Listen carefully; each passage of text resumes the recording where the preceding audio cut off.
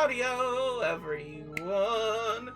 Velocity here, back in action for more Bonshinjo Senshi Sailor Moon, another story attraction. That's right, we're out to try to get Sailor Moon's brother back, but that also means we might have to be doing a bit of a grindy feeling here, as we are going to be coming to quite a bit of a boss battles for boss situations on getting the brother and saving the queen.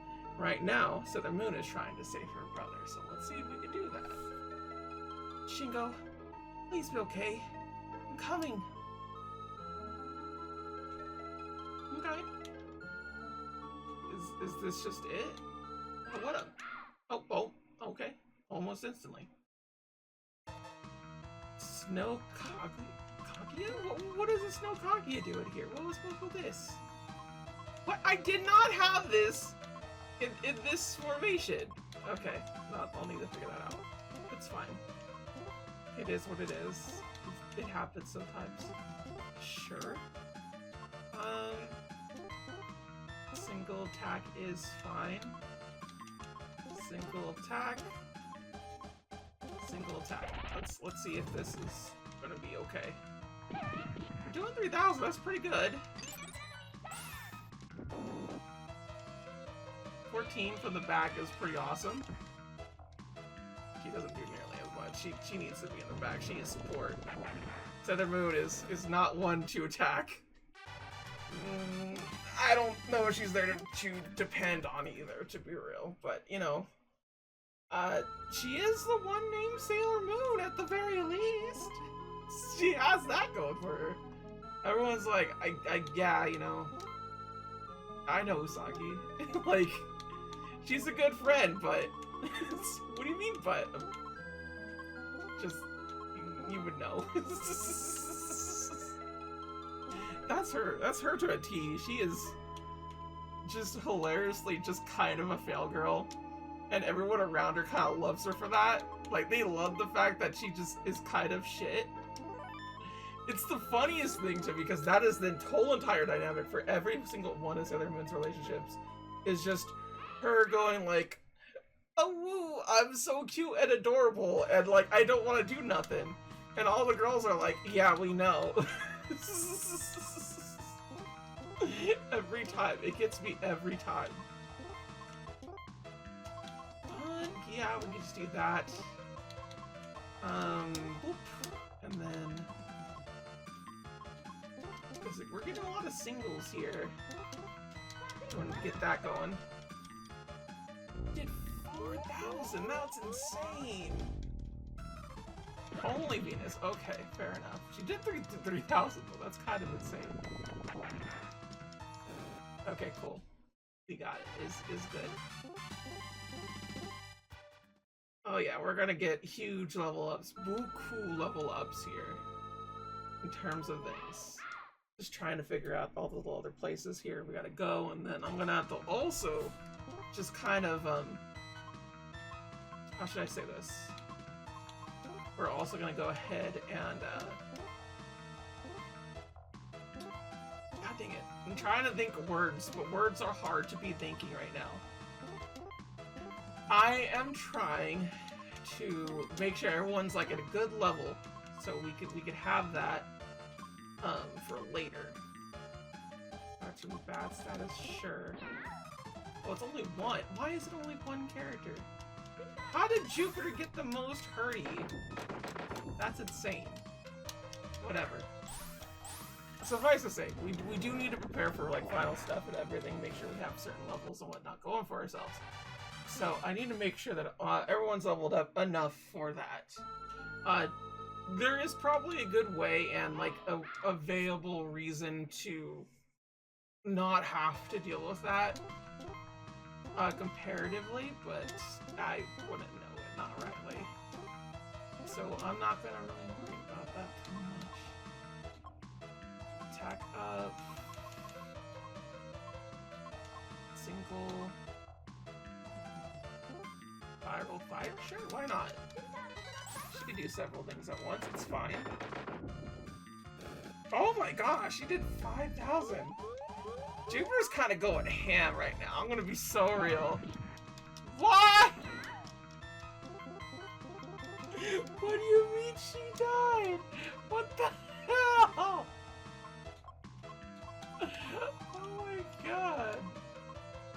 That's so bad. That's so insanely bad. I want to tag up. Please give me an all cure somewhere, somehow.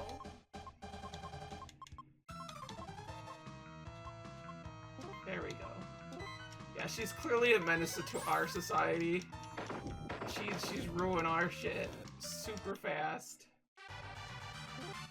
Okay, cool. So let's go back in here. Do this. Items. Use.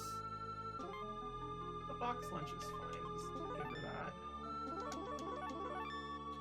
Yeah, she needs a lot of it. My goodness. I don't think she needs that much, but yeah. She's already at 33. Wow, they weren't kidding. I was looking at a guide earlier, going like, what I need to expect, what I need to do, because it is an older game. This Sailor Moon game is an older game.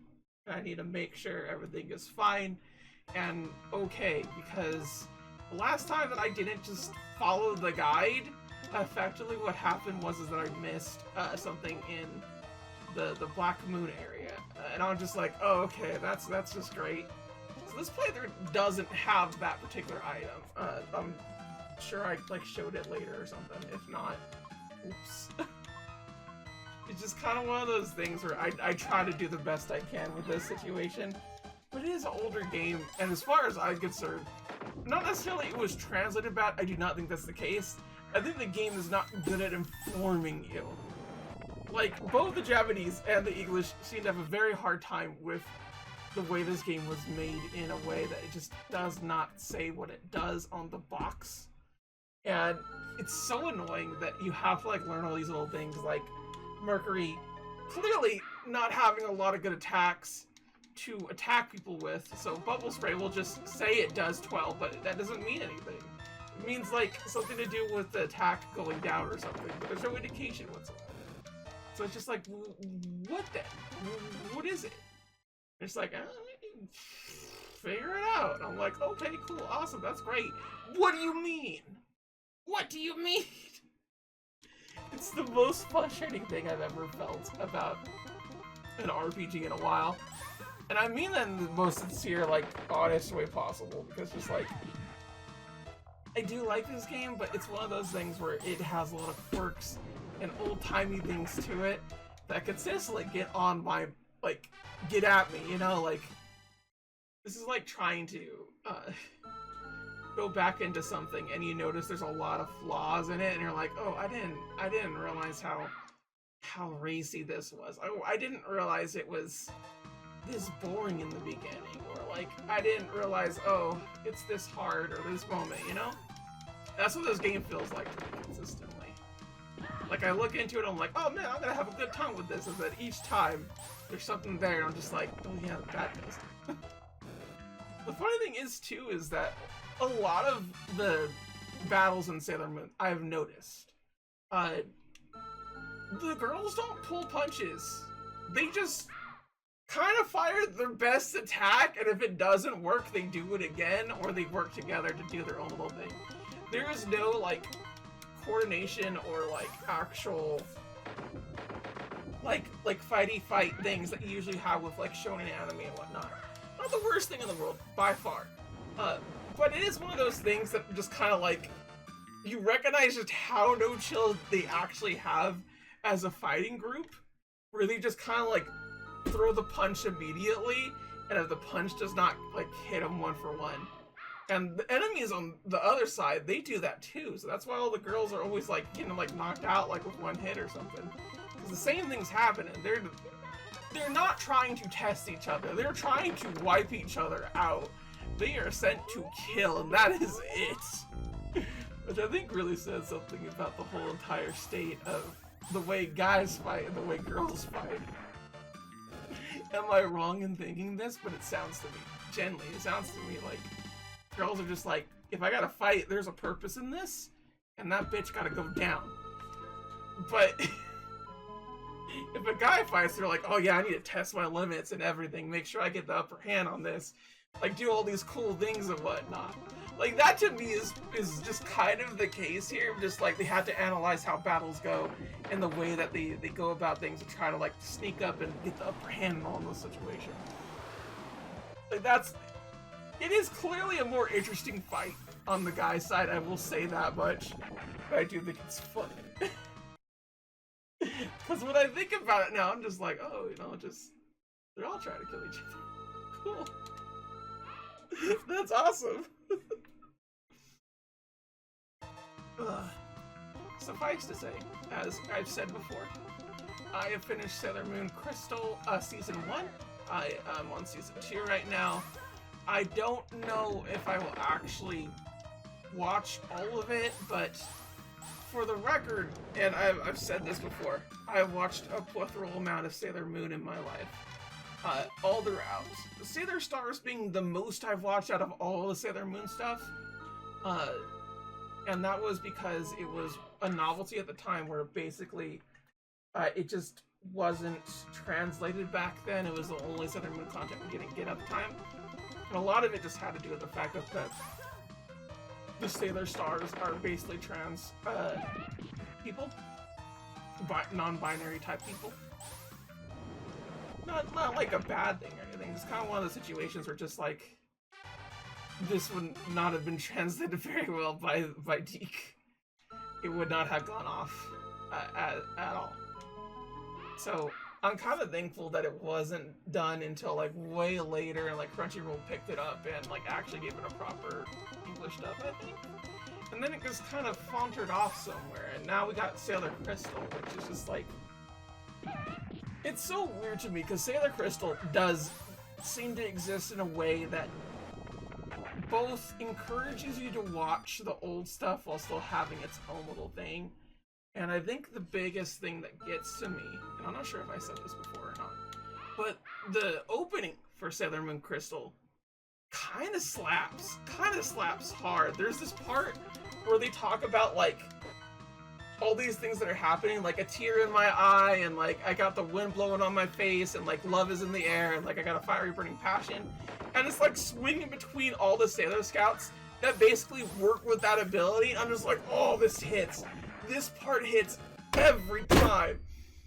And like, they do update it per season, as I notice, at least between Season 1 and Season 2, with all the new enemies and characters and whatnot. So it is one of those things that it does have a neat bit to it, and you can tell they have like 3D models at some points, and sometimes they don't. But it is one of those things where I'm just like, I feel like this is a Teenage Mutant Ninja Turtle situation. And by that I mean, I don't think the Teenage Mutant Ninja Turtles has a bad opening. Like, I could not give you the one that is the bad one. You know? Like, if I'm gonna give you the one that's the most memorable, obviously, it's going to be the original Teenage Mutant Ninja Turtles. You know? They're heroes in a half-shell turtle power. But there is like a really cool thing with a lot of the stuff that happened with Fox's Teenage Mutant Ninja Turtles, where they counted off 1, 2, 3, 4, 1, 2, 3, 4, Teenage Mutant Ninja Turtles. They have a lot of good lines in between state, and it actually changes from season to season. And while I think the last few seasons it kind of dropped off, there is a cool thing that happens when they actually beat Shredder. And Michelangelo like has a line going like, "We shredded Shredder!" And I'm just like, oh, that's so good. It's kind of insane when you think about it too, because like, the Teenage Mutant Ninja Turtles legitimately has always been about weird stuff happening consistently with alien races and like various monsters that pop up and whatnot. And a lot of the times with the 90s, it was always like toxic waste to some degree, and like a commentary on some environmental stuff. But with the comics and with the way things went with the early 2000s and it being the case, it's more about aliens and various other things that go into it. But then you go into Rising of the Teenage Mutant Ninja Turtles, which stars Raph as the main leader. And I gotta tell y'all right now, easily one of the better of the Turtle series, because it understands the characters so fundamentally well that it's actually starting at a point where they're not already the characters that they're supposed to be. And they kind of morph into that as you go along. And you do eventually get it to where Leo becomes the leader. It is very strictly the case. And I think it highlights very easily why Raphael is so interesting and neat in every other iteration aside from the 90s version. I only say that because the 90s version, it kind of had all the turtles do the same thing. They were kind of all huddled up in a group, and they had like small little things that just kind of made them slightly different. But they were all like relatively goofy and happy and whatnot. This happens in TMNT Forever, where there's a little bit of commentary on that situation too. And for those that have never watched Teenage Mutant Ninja Turtles Forever, I will tell you all this much. It is a very interesting and fun movie that works wonders for both 90s nostalgia and for the 2000s Teenage Mutant Ninja Turtles themselves. And it pretty much makes every single line and dialogue and various things thereof of turtle franchises in general canonical within that universe. It's kind of insane how well it works. And I love it so much. The way that it kind of like gets things together and whatnot. I remember watching this randomly when I stumbled upon the fact that it was doing all that kind of stuff and whatnot. And it kind of makes me like want to have something similar to Sailor Moon to that regard, because I do think Sailor Moon and Teenage Mutant Ninja Turtles have a certain amount of chemistry with each other. Not necessarily that I want Sailor Moon to really have more series or various things like that. I think it's done enough in terms of its main series and what it needs to do. Maybe like something where Chibi Usa like grows up like properly and she starts having her own adventures would be neat and interesting, or like at the very least having more video games starring the Sailor Scouts and whatnot would be really cool. I think it'd work. But it is one of those situations where I feel like the franchise got way too much in the 90s and then never again. And it's kind of like, no, it should have continued to get plenty, just like Dragon Ball Z did. I think there's a lot more to tell about this franchise and series, because there's a lot of lore to it attached and everything that I think is really neat and cool, and just we don't get enough of it. We just don't. And it makes me want to like get that. It makes me want to have it so bad. So bad. But it's whatever. My point is, just, there's a lot of franchises that do a really good job of continuing on and making new iterations and various things thereof. And like, I want more for this franchise as well, to some degree. Not necessarily all the Scouts back together and whatnot, but like, I do think there's a lot here, especially when it comes to like the LGBT stuff and whatnot, that I want to explore a little bit more. And like, if my wish of like, what would I want more from Sailor Moon? Dead ass would be just the Sailor Scouts past being talked about and like living on a day-to-day basis situation, where they're dating each other and stuff like that, like they're having their own little thing and whatnot, or like kind of like them in the modern future kind of dating each other and kind of just being like a nice little shoujo romance situation where it's just like Sailor Jupiter and Sailor Mercury are dating, and Sailor Mars and Sailor Venus are dating, and like Sailor Moon kind of like has this thing where she's kind of like pulling all of them and like kind of getting the whole situation until she meets Mamoru or something. Like, that's kind of what I want, you know? Because like, having watched Crystal, I cannot express enough that Sailor Moon wants to be passed around by everybody she knows. It's kind of insane, because she's like, oh yeah, like I'm with like a pretty girl, like I hang out with pretty girls, like that's what I do. And it's like, girl, I know what you are. And it's the funniest thing to me, because in a way it kind of feels like a bisexual situation where like, oh, I met a man of my dreams and therefore I'm completely straight. And that's what it feels like whenever someone like would point at that and be like, but that, I'm just kind of like, do you not know that she crushes like on every girl and like one guy? She has like one guy crush and everybody else is either non-binary or just lesbian, just straight up. Like, Uranus is definitely a weird situation where she could be both in that particular situation, but at the very least, what I'm saying I'm just shocked at just how gay Sailor Moon is. Like, I never thought about it in the way because, like, she's so predominantly just, like, talks about, Mamo and, like, how much she loves Mamo, and, like, the fact that Chibiusa feels like a threat to her just is the funniest shit to me, because it's just like, what do you mean? Why are you squaring up with a child? Why are you beefing with a child? It's because, like, she wants that attention and everything, and just, like, she can't handle it. She's such a fail girl, and the fact that she cannot handle this crash out situation where she's just like, but what if, like, Mamo does date my child?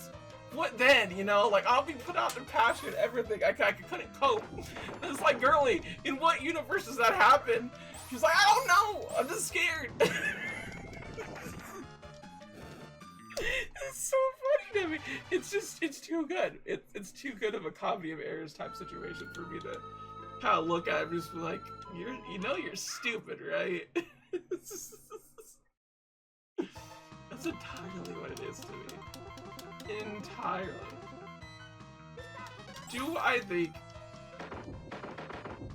that Sailor Moon actually believes that's the case? No. But I do believe that she's a dumbass. And in her hearts of hearts, she knows it's technically not true, but she just likes to beef. And the only reason why she beefs with Chibiusa, as far as I'm concerned, because she knows she's gonna win. Not because of anything else. And, like, it's the funniest thing to me because, like, clearly in this iteration of Sailor Moon, Mars has a thing. And, like, I've looked in some other things and whatnot, people claiming Mars to be lesbian.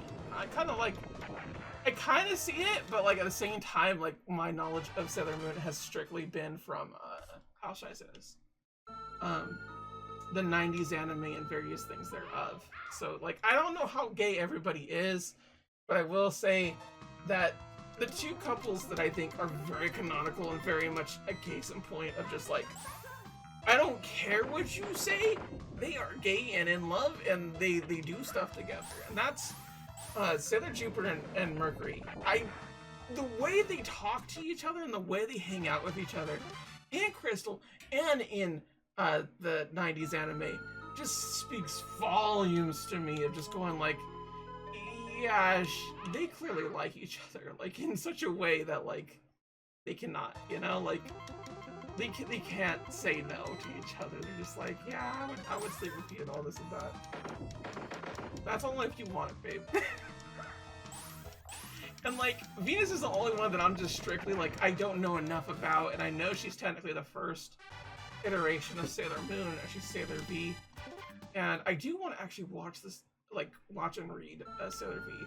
Do you have a Sailor V anime? They could have that. Why don't they make that? It would be such a short thing. It could be even a movie.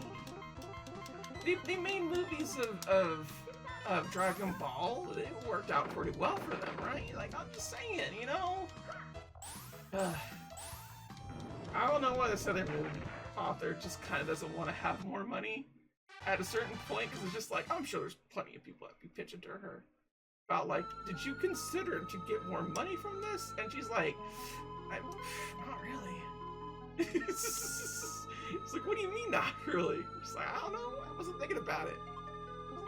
We're pretty good on levels so far, but we're gonna get a little more. I think 45 is the stuff where we want to hit at it. Plus we're, like, doing really good bits here and whatnot, so it is all fine and dandy, like rare candy.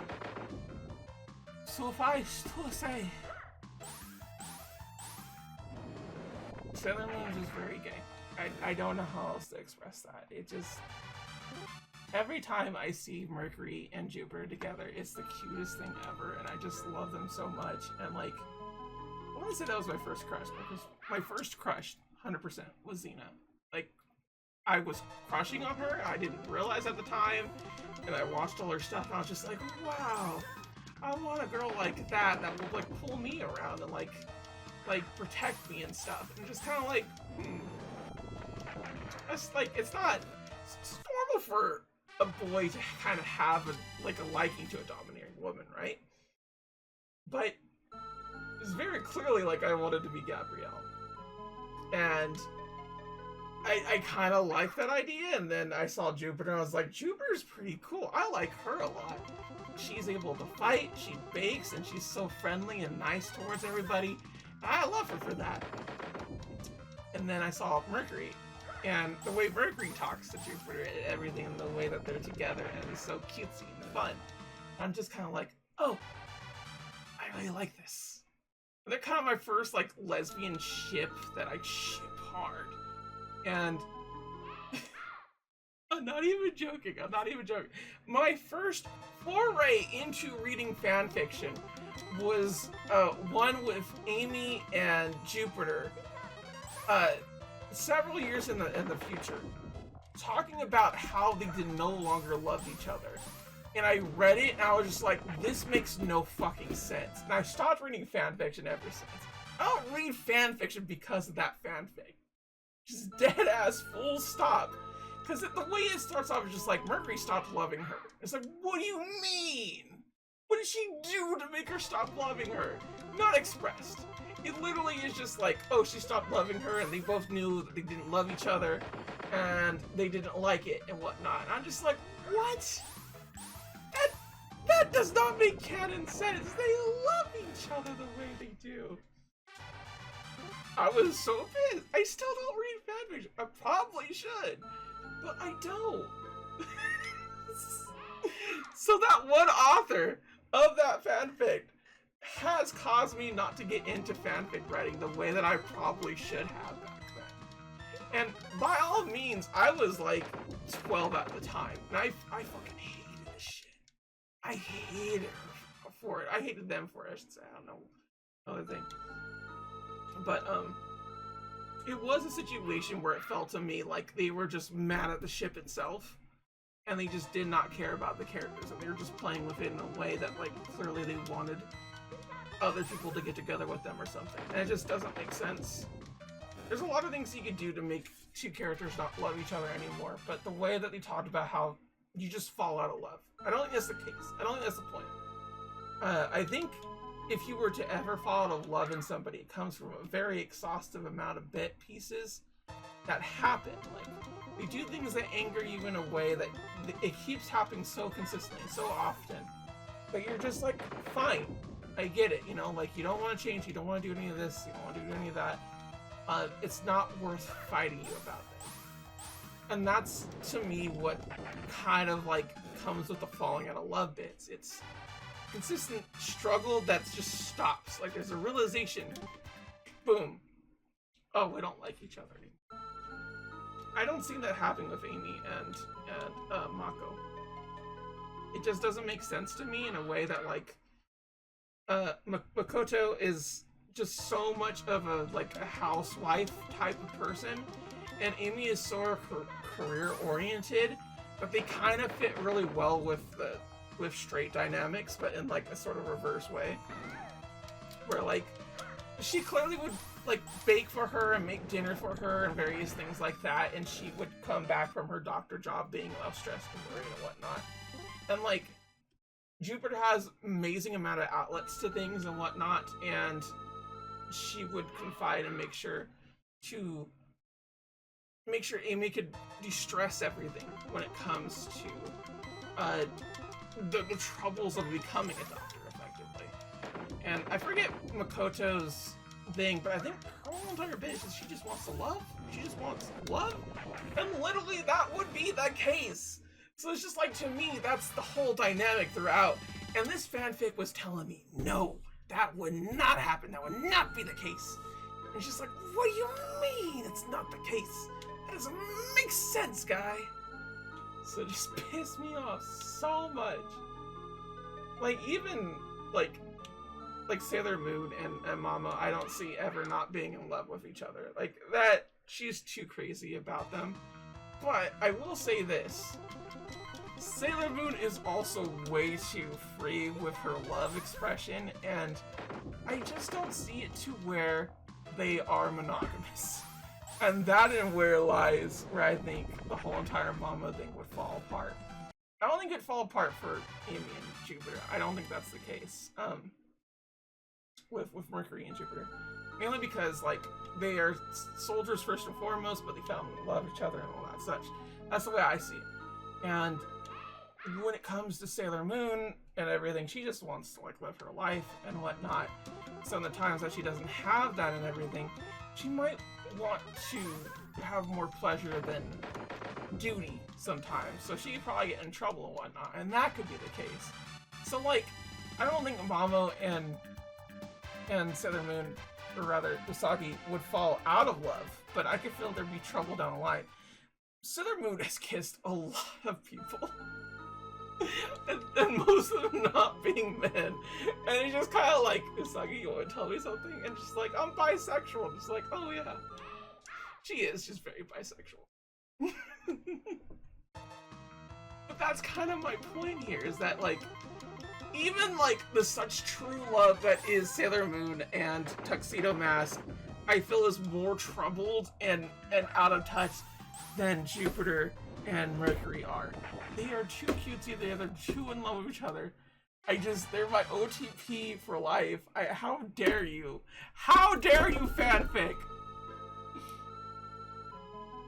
I'm sorry, I know it's been crashing out about this stupid bit, but every time I think about it, it just pisses me off so much. Suffice to say, we're at a very good level, as it is now. Where is the level? 45? 46, 45. This should be the roughly levels we need for the final showdown and whatnot, so we're going to continue on with whatever else. Whatever levels we're going to gain, it is what it is, but we'll be doing that next time. Until then, though, thank you all for watching, seeing me rant. Like, comment, subscribe if you like all that stuff, and I'll see you all later, okay? Sayonara! Bye-bye!